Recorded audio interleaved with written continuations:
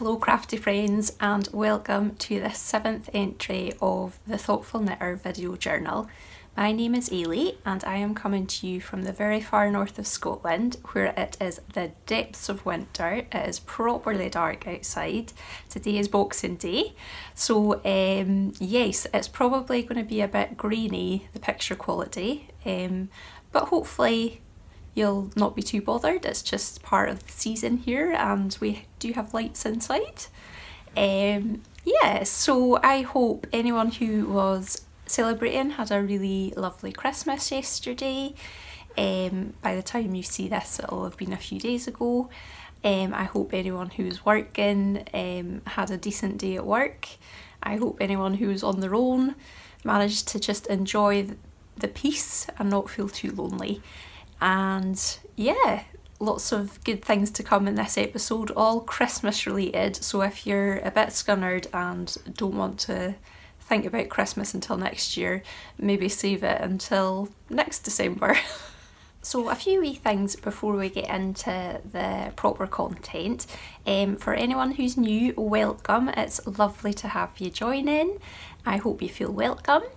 Anyone who's been before, it's fantastic to have you back as always. I really enjoy having you here and interacting with you in the comments and that sort of thing. Anything that I mentioned today will be in the show notes, which you'll find in the description box down here. You'll also find Instagram links to anything that I mention on the Instagram account for this channel, which is The Thoughtful Knitter. I'll put that on the screen. I think that's all I really need to tell you.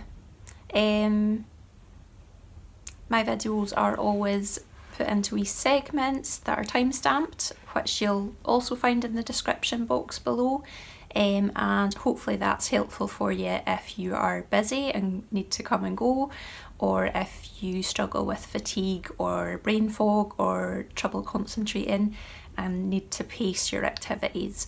It'll mean that you can stop quite easily without having to cut me off mid-sentence. So I hope that's a useful feature for you. The only other thing I wanted to say before we get into everything else is that we are hosting a make-along on this channel at the moment. It started on the 21st of December and is going to run right through until the 20th of March. All the details for that are in my last episode, which is just a really short episode. The only thing I failed to say was that works in progress are most welcome, and you can double dip, triple dip, quadruple dip till your heart's content. I really don't mind. Yeah, and I'll speak a bit more about it probably in my next episodes, but I did just talk about it a few days ago, so I don't want to bore anyone who's just watched that. So yeah, let's get into all the nitty goodness and start off with what I'm wearing. The garment I'm wearing today is my Christmas jumper, and I was fair chuffed with it when I finished it last year, and so much so that I wore it every single day of December, obviously wanting to get the most out of all that hard work that went into it. This year I've been less hardcore. I definitely haven't worn it every day, but I have worn it a fair amount, and it's living up, you know, it's lasting quite well. There is a wee bit of bobbling, but nothing dreadful. And it is knit in Cascade 220 Superwash effects in the colourway Forest. So I'm going to give you a quick peek of it. Try to do so from the floor here. Hopefully my knees won't crunch. So here you go. It's got a wee funnel neck and set-in sleeves.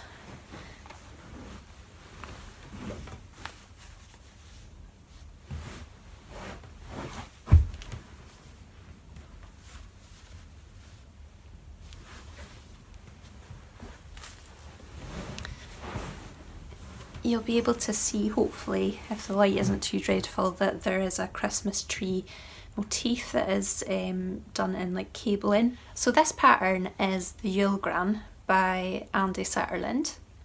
Now anyone who is familiar with that pattern will know that it doesn't look like this. So this is heavily modified. The original, I'll put a picture in actually in case you're not familiar with it, but the original is like a negative ease cropped jumper, and I didn't want that. I thought, well, if I'm going to be wearing something that's worsted weight and a Christmas jumper, the last thing I want is a chill in my kidneys. I've always got my nana ringing in my ears. So I decided before I started that I was going to make it full length.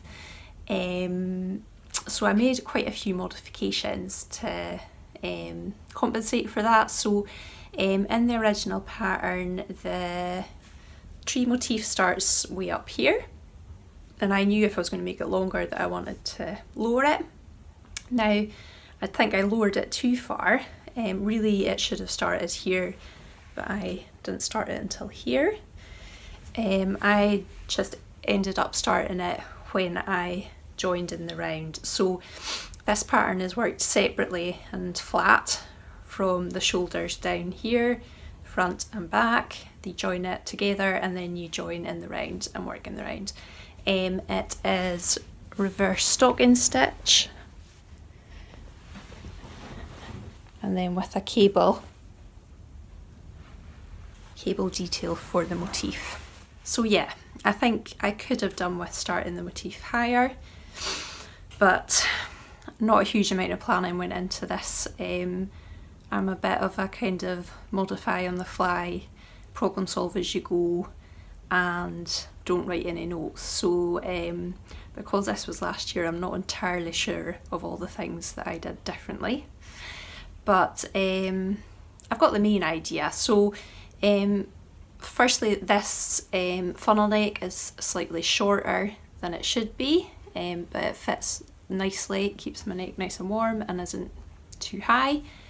Secondly, I lowered my motif and I also added in extra branches at the bottom here to get it as long as I wanted to, and I lengthened this trunk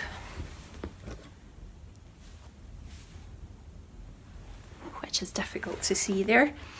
I went for, I think it was 0 ease or maybe 1 inch of ease rather than negative ease. And then as I got further down the waist, I didn't do any waist decreases, but I did add in some hip increases because I'm wider at the hips than I am at the bust. And I did that in a wee section at the side here. There is a stocking stitch section here, and then I added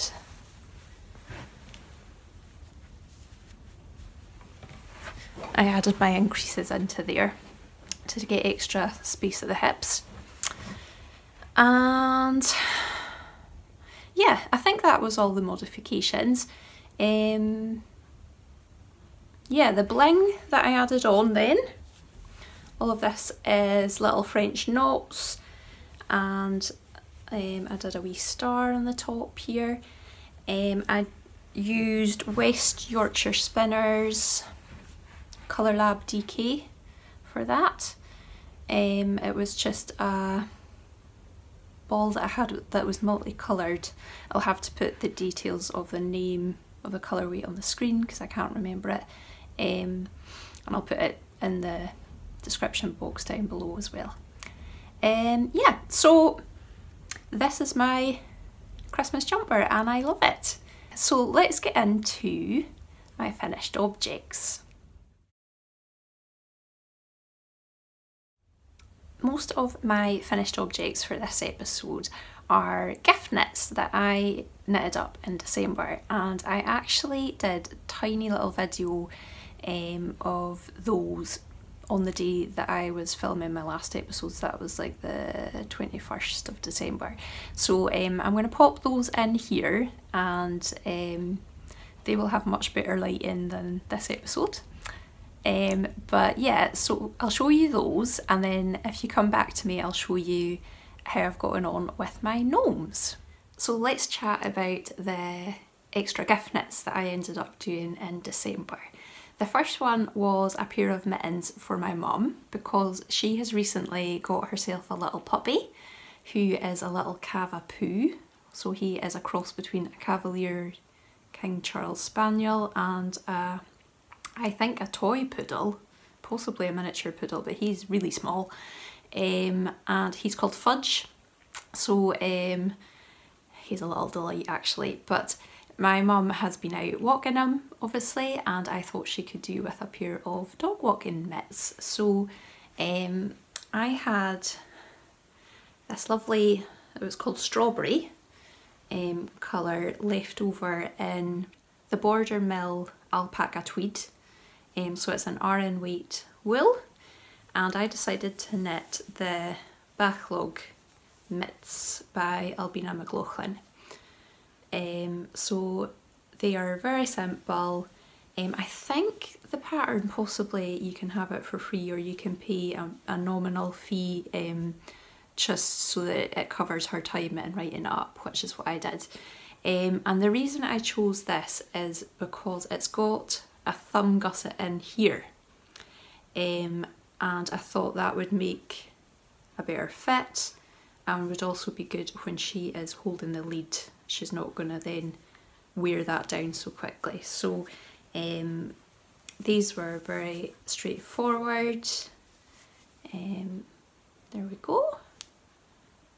She quite suits a pink, so I hope this won't be too bright for her, but I think it'll brighten up the dark days at the moment. So those were just a little extra for her Christmas. Yeah, I would recommend the pattern, very simple, and I do like this gusset detail. So you've got a gusset coming up to the thumb and then going back down, so you have that space and it's not just stretched the way that a lot of mittens have. So that was what I knitted for my mum.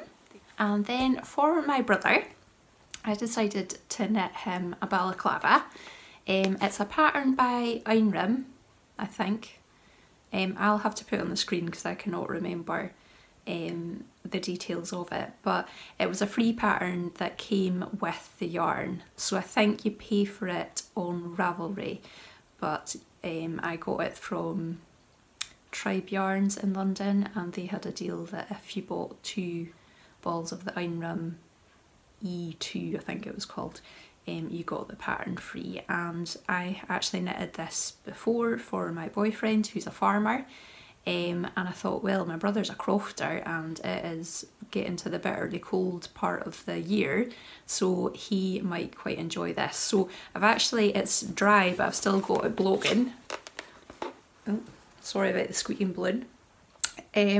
So a few folk had asked about how I block things, and when it comes to hats I normally just use a balloon and blow it up to the circumference that I need.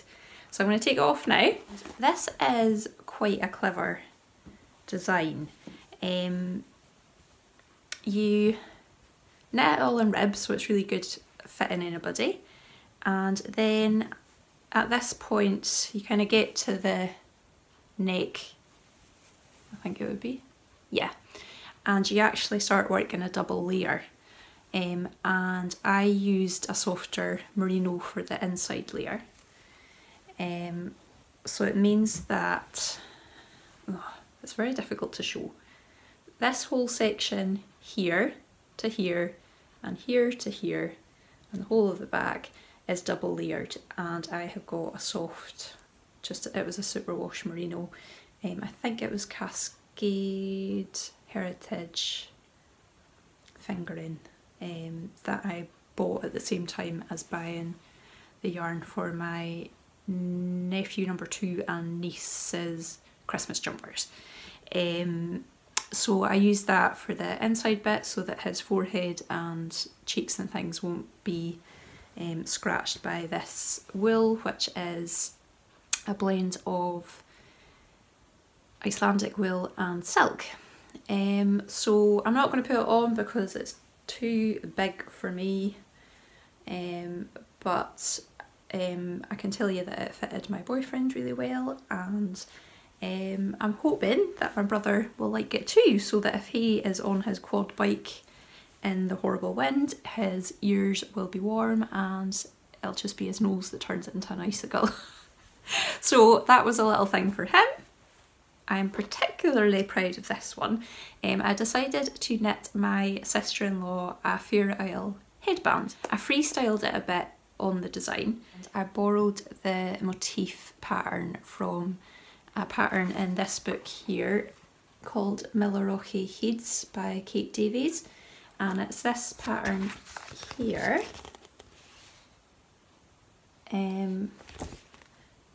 which is the Tegush by Virginia Sattler Reimer. Sorry if I have ruined the pronunciation of that. But yeah, I used this one here, and I'll show you what I came up with. There we go. Oh, it's very pretty. The only concern I have is because it is a really long stitch repeat, it is 24 stitches or 24 I think. I couldn't alter the size very much, and my sister-in-law has quite a neat head, so I'm hoping it's going to fit her. If not, I might end up having to felt this, but I'll give it to her as it is and she can let me know. And I'm just going to pop it on so that you can see.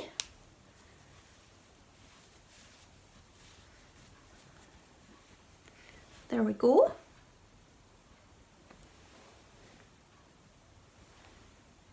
It's very beautiful. The good thing about my sister-in-law is she basically likes the same colours as me. So if I make something that I really enjoy, the chances are she's going to really enjoy it too. So I will quickly tell you what yarns I used here. It was mostly Jamieson and Smith. I think I used one Jamieson and Smith jumper weight yarn, which is the Wool Brokers. I also used one colourway from Jamieson and Smith, and I, like everybody else in the knitting world, have succumbed to these woolly knit yarn to cones. So that has definitely been enabled by Rebecca of the Crea Bea podcast. Talking of which, if you have not checked out Rebecca before, you definitely need to. She has come on the scene and become quite a phenomenon, and rightly so. She's a lovely person, and she's really active on social media and everything, so she's like your ideal podcast host who brings you along on the ride. So yeah, definitely check her out. Anyway, so I'll just tell you about the colourways that I used here. So this oatmeal type colour in the banding was a Jamieson and Smith jumper weight wool. It's a woolen spun 100% Shetland wool, and that is number 2, grey brown. We then go into the background colour here. I changed to a lighter colour, which is Jamieson and Smith 202 Stone.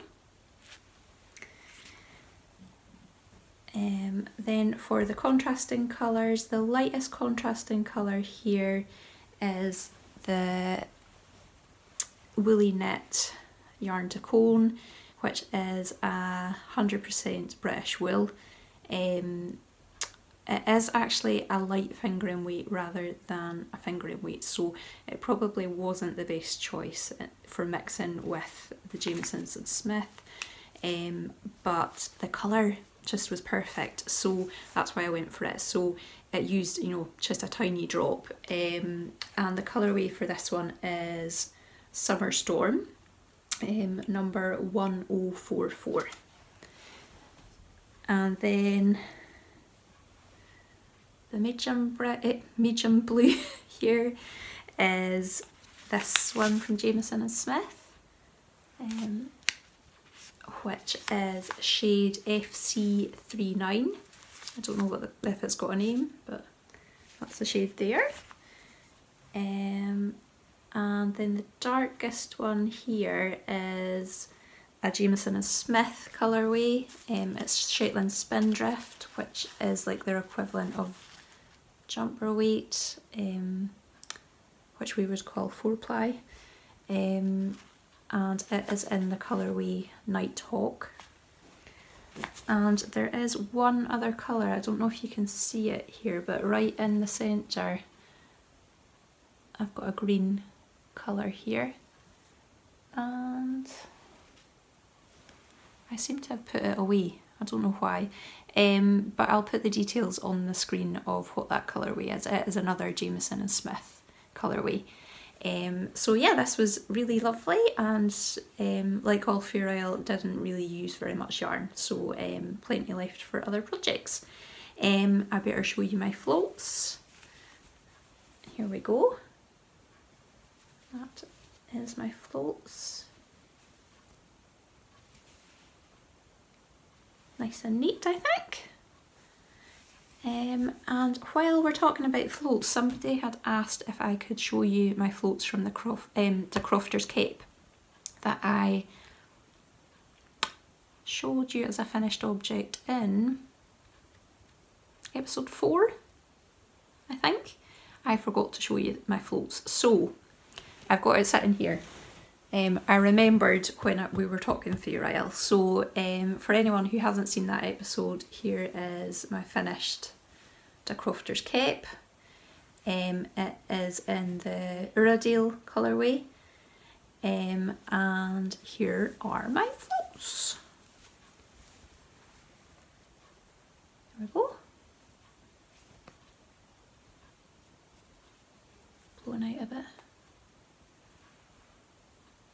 I'm quite chuffed with how neat they are around the crown. That's a bit I always struggle with.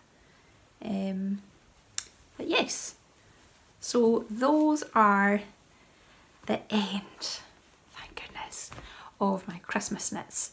And now I intend to do some selfish knitting and some dabbling in other crafts as part of the eclectic crafting mill. So anyone who's been here before will know that for Advent I decided to knit up some gnomes, and I was following the pattern by Sarah Shearer, who is Imagined Landscapes, and it was her pattern Here We Gnome Again, and it was a lovely cabled pattern. I'll pop it in for you to see, and I was knitting it up from a kit that I had bought from Lucy Locketland. And it was a 4-ply fingering weight yarn kit, so it was fiddly in the extreme because it was knit on 2.5 and 2.75mm needles with slippy slidey superwash merino yarn and cables. So I only finished one, so I'm going to show you this little friend. This is Nancy Gnome, and she's got a lovely pom-pom, little multicoloured pom-pom, beautiful cables, lovely beard. And so the pattern came with 2 gnomes who are actually identical but just different colours, and one's called Nancy and one's called Neville, and I decided when I finished this that this has to be Nancy because she reminds me of my mum. Now, my mum does not have beard and doesn't go around with a pointy hat on, but she does have a yellow coat and she is called Nancy. So this is Nancy Gnome, and I very much love her. In fact, I might just put her on my shoulder. Oh, she's so cute! So yes, like I said, extremely fiddly to make, and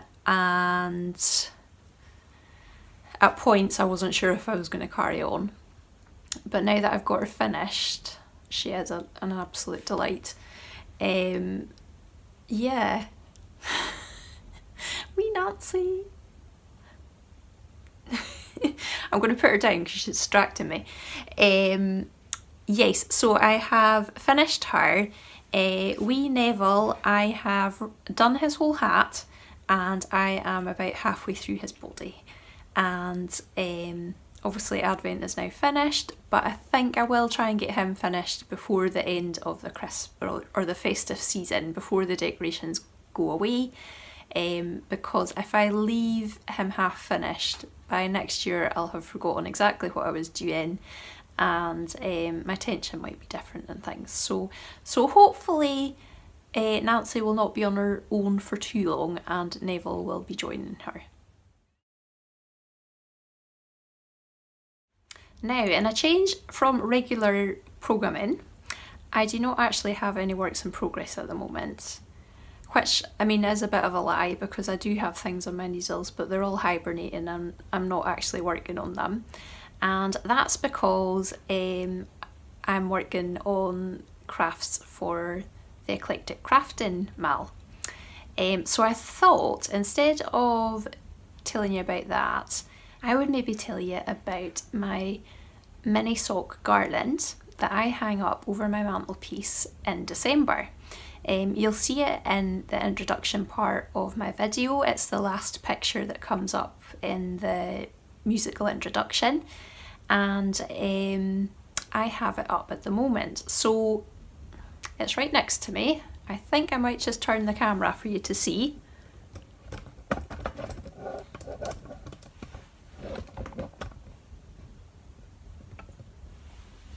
I was going to sit underneath that garland and tell you about it, but the lighting is dreadful, so I'm back here in front of the tree, but I'll put a picture in of it, the one that you see at the start of the videos, and I'll just tell you about it from there. So I knitted these last year. This was my Advent project last year.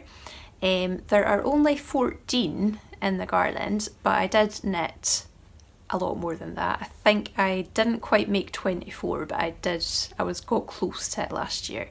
But I was a bit selective about which ones went into my garland. It felt appropriate for last year with the pandemic and working for the NHS, and you know, the rainbow became quite a symbol last year for hope in general and also for support of the NHS. So I kind of resisted it all year, and then it came to December and I thought, well, I need to have something that's going to mark this year and that's going to be pretty, you know, like something nice to take from the year as opposed to the difficult memories. So I had found this wee kit on Instagram, I think. I've got no idea who I was following at the time, where it came up. So it came from a company called The Slow Wardrobe, and the information that came with the yarn at the time was that it was called 5 Moons Yarns, but I think that might be discontinued, and you possibly would just find it on that website. I don't know if it still exists. It was a set of 24 5-gram minis in different colours, and it came with a pattern for a mini sock.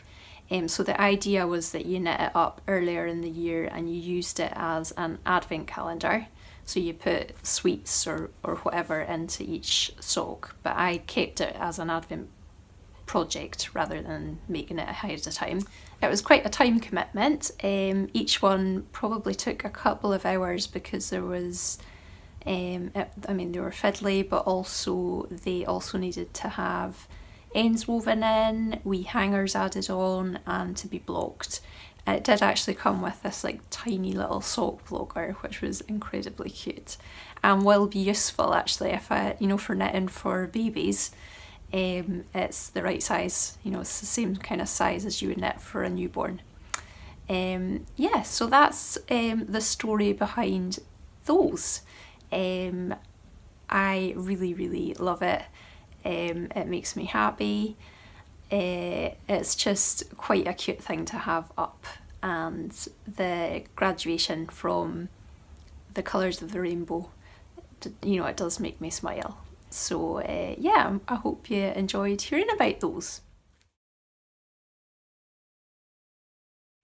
So finally, I'm just going to answer one of the questions that came through for my question and answer videos. So they're actually going to be featured alongside the other knits from my introduction in some mini episodes in January, but this one seemed apt for this episode. So somebody had asked me about Christmas traditions in my family, you know, when I was a child and also now. I'm kind of struggling to think of any that, because what seems normal to me probably is different in every family. I'm sure every family has its traditions that are slightly different to other people's. But because I know nothing else, I just think it's normal. So I don't really know if we had any particular traditions. We always used to have Christmas as a family. My grandparents lived close by, so my mum and dad would have them round too. So there was always a good few of us. So it would have been my nana, granddad on my dad's side and my granddad on my mum's side. My mum's younger brother would come as well, and there would be me, my brother and my sister, and then my mum and dad as well. So it was quite cosy, quite exciting. Yeah, I have very fond memories of Christmas, and yes, it's just the usual. We would normally have turkey and eat far too much and kill ourselves with chocolate and get too many presents and all that sort of thing. Yeah, so not too much to tell you about when I was little, and I've been racking my brain trying to think of traditions that I hold on to as an adult, and the only ones I can think of are a few things that I enjoy pulling out year after year that have had a little bit of meaning to me, and also a couple of food related things. So the first one is my advent calendar. So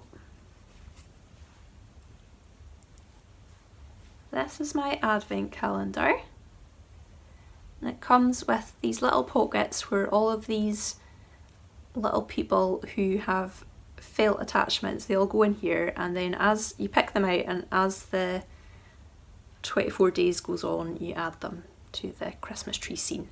So it's all the nativity, and I'll give you a quick look of them.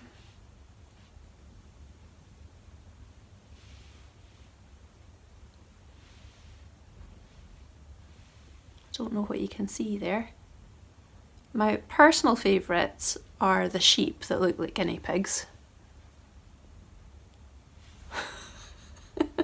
So this was bought from a charity in Ecuador, although the people who run the charity are from the UK and they were back visiting. No, it was Lady's mum was selling these at an event.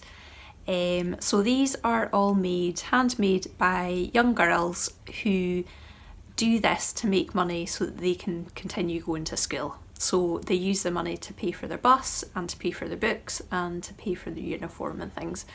And I love it. They just have so much character. I mean, look at that donkey. It's hilarious. But yeah, these are the absolute best. Look at these. Wait till that.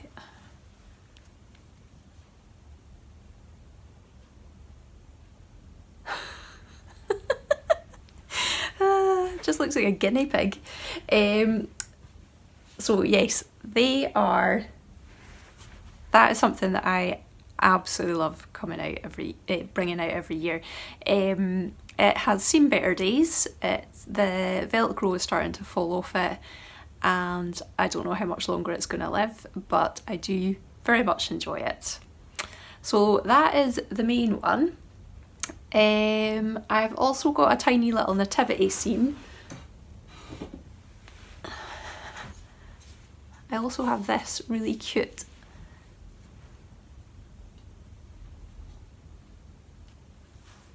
nativity scene that was made in Peru.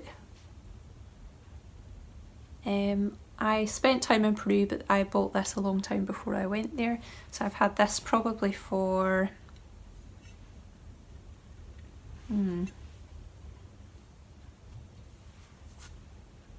like 12 years or so. And yeah, I love that. I love that it's every culture has their own take on the nativity, and I mean, we have white Mary and Joseph, which they blatantly wouldn't have been, but this wee Joseph has a bowler hat like you would see in the Andes. And oh, the donkey is very cute. So yeah, that is another one that I really like. Food wise, up until this year, I have really enjoyed a cocktail. Obviously I did not drink this when I was a young girl. This has been something that I think my sister found the recipe for when we were at that stage when there was no kids around and it was all adults at Christmas. It was just my brother, my sister, me, my mum and dad, and it was very boring and sensible. No excited children around. So my sister found this recipe, and it is called the Poinsettia cocktail, and it is by Nigella Lawson. So I'm going to link it down below if I can find it, and it's delicious. And it was a massive hit the first year that my sister made it, and it became an annual tradition. Now that tradition has died the last couple of years because Christmas has died the last couple of years with the whole pandemic situation. But also I have over the years realised that I cannot drink champagne or Prosecco. It gives me migraines, and I've known this for a long time. I have just happily ignored it, but it has gotten to the point where I think, why am I making myself ill drinking something that I don't need to drink? So sadly for me, that is going to be a tradition that stays in the past now, but you're very welcome to have it added onto your traditions because it is delicious. The final tradition that I adopted probably about 8 years ago is a hot chocolate and panettone evening or afternoon or some kind of gathering where me and my loved ones will drink hot chocolate with panettone. Now this is a tradition that they have in Peru, and they call it chocolatada, and I don't know if it's throughout Peru or if it's only in the jungle region that I was in, but that's what they do at Christmas. And the hot chocolate is delicious. It is like spiced hot chocolate, so it has cloves and cinnamon and things in it, and it's also thickened, so it's like a lovely gloopy hot chocolate, and they serve it with panettone. Again, if I can find a recipe, I will link it down below and you can have a go as well. It is magnificent. So yeah, those are the Christmas traditions I could think of. I'm sure there's probably others that I've forgotten, but maybe there's a couple in there that you would like to try yourself. So yeah, I'm going to leave you there. Thank you so much for watching. I hope that the video quality wasn't too grainy with it being dark.